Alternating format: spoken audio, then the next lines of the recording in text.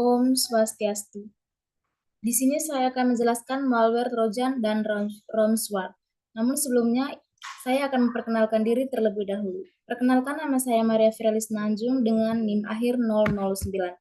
Baik, langsung saja kita akan ke pengertian malware. Nah, malware adalah sejenis program komputer yang dimaksudkan untuk mencari kelemahan software sehingga pada perangkat akan terdeteksi atau terkena virus. Malware dapat berisi kode berbahaya seperti virus, worm, dan trojan. Selanjutnya di sini saya akan menjelaskan pengertian dari malware trojan. Nah, malware trojan adalah salah satu varian klasik malware yang dirancang sangat canggih untuk menciptakan celah pada sistem keamanan komputer. Malware menyamar sebagai program yang terlihat aman, sehingga pengguna tanpa sadar menginstalnya. Setelah masuk, trojan akan membuka akses bagi penyerang untuk mengontrol sistem. Cara kerja dari malware trojan yang pertama membuka celah keamanan. Trojan akan menggunakan kelemahan software untuk memasuki sistem operasi. Yang kedua, penggunaan sumber daya tanpa izin. Trojan menggunakan sumber daya perangkat seperti memori atau CPU tanpa sepengetahuan pemilik. Yang ketiga, pencurian informasi. Trojan mengumpulkan data pribadi dan informasi sensitif untuk dibagikan kepada pihak ketiga atau penyerang tanpa persetujuan pengguna. Yang keempat ada akses jarak jauh. Malware ini merupakan jenis serat yang dirancang khusus untuk memasuki sistem operasi tanpa izin. Nah, yang bagian C, mekanisme dari Trojan. Mekanisme infeksi Trojan, menurut dokumen, mekanisme ini infeksi Trojan sangat bergantung pada penyamaran dan rekayasa sosial. Proses penyeberangannya itu meliputi satu penyamaran. Penyamaran Trojan menyamar sebagai aplikasi yang tampaknya bermanfaat atau menarik, seperti pemutaran video atau utilitas sistem. Yang kedua ada media penyebaran. Nah, Trojan masuk ke perangkat melalui berbagai cara, seperti email, lampiran, atau link berbahaya. Yang ketiga ada layanan distribusi aplikasi. Trojan sering menyamar sebagai aplikasi populer melalui toko aplikasi resmi seperti Google Play Store. Bagian D, dampak terhadap daya, sistem, dan pengguna. Yang pertama ada dampak data meliputi satu, pencurian informasi pribadi. Trojan dapat mengumpulkan data sensitif seperti kredensial, login, dan password, informasi berbahaya, dan data pribadi lainnya untuk dikirim ke pihak ketiga tanpa izin. Yang kedua ada kehilangan integritas data. Beberapa jenis trojan dirancang untuk mengubah, merusak, atau bahkan menghapus file penting. Yang kedua, dampak terhadap sistem. Yang pertama, penurunan perform jaringan dan perangkat. Trojan mengonsumsi CPU, RAM, dan bandwidth jaringan yang menyebarkan perangkat menjadi lambat. Yang kedua, pembukaan celah keamanan. Pembukaan celah keamanan sering menciptakan celah pada sistem keamanan yang memungkinkan malware lain atau prestes untuk masuk dengan lebih mudah.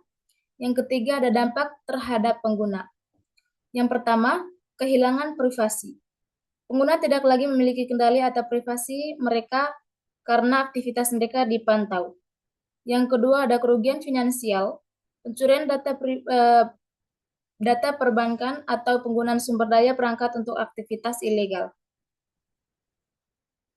Selanjutnya yaitu pencegahan. Nah, cara pencegahan dari masalah atau dampak ini adalah pencegahan pada tingkat perangkat atau Android dan PC karena teks menyatakan bahwa Trojan masuk melalui layanan distribusi aplikasi. Langkah pertama adalah hanya mengunduh aplikasi dari sumber resmi. Selanjutnya di sini saya akan menjelaskan malware ransomware. Pengertiannya, deskripsi malware ransomware adalah jenis perangkat lunak berbahaya yang dimaksudkan untuk mengekspresi data atau mengunci akses ke sistem komputer. Cara kerjanya, yang pertama tahap infilitas dan persiapan. Malware melakukan beberapa pengecekan sebelum menjadi aktif sepenuhnya untuk menghindari sistem keamanan. Yang kedua, tahap eksekusi dan infeksi. Malware mulai mengubah perilaku sistem operasi secara aktif setelah berhasil masuk ke memori sistem. Nah, yang bagian C, mekanisme infeksi. Yang pertama ada infiltrasi, masuk ke sistem dengan file berkompresi berentropi tinggi untuk mengelabui antivirus. Yang kedua ada ekslasi dan evasi. Mengambil hak akses administrator, mematikan fitur keamanan, dan menyembunyi file berbahaya di folder sistem. Yang ketiga ada persistensi, memodifikasi registry Windows agar malware otomatis berjalan setiap kali komputer menyala. Yang bagian 4, eksplorasi, memindahi dokumen, database, dan kredensial di drive lokal maupun jaringan. Dampak terhadap data, sistem, dan pengguna. Yang pertama, dampak terhadap data meliputi algoritma dampak pada kehilangan akses data. Algoritma yang kuat mencegah pembukaan data, dokumen, database, dan foto. Yang kedua, mencuri informasi. Pencurian informasi, alat akses dapat digunakan untuk mengakses data sensitif seperti username dan password. Nah, yang kedua, dampak terhadap sistem, yaitu ada kerusakan konfigurasi, modifikasi registry, dan pengaturan browser mengganggu stabilitas sistem operasi. Yang kedua ada lumpuhnya pertanyaan. Fitur keamanan sistem dinonaktifkan meningkatkan kemungkinan infeksi malware tambahan pada perangkat. Yang ketiga ada dampak terhadap pengguna, yaitu ada kerugian finansial dan psikologi. Nah, pencegahan. Kita dapat menyimpan salinan data di perangkat yang tidak terhubung ke internet. Selalu memperbaharui OS dan aplikasi untuk menutup celah keamanan. Kita juga dapat membatasi hak akses dan waspada finishing. Selanjutnya kesimpulan. Nah, Trojan dan ransomware merupakan dua jenis malware berbahaya yang dapat merugikan pengguna baik dari segi data, sistem maupun finansial. Trojan bekerja dengan cara menyamar sebagai program yang aman untuk menipu pengguna agar menginstalnya sehingga membuka akses bagi penyerang ke dalam sistem. Sedangkan ransomware menyerang dengan menginskripsi atau mencuri file korban dan meminta tebusan untuk mengembalikannya. Keduanya sering saling berkaitan, di mana Trojan dapat menjadi jalan masuk bagi ransomware, sehingga serangan menjadi lebih kompleks dan berbahaya.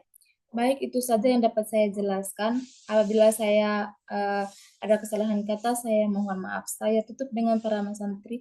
Om Santi Santi Om.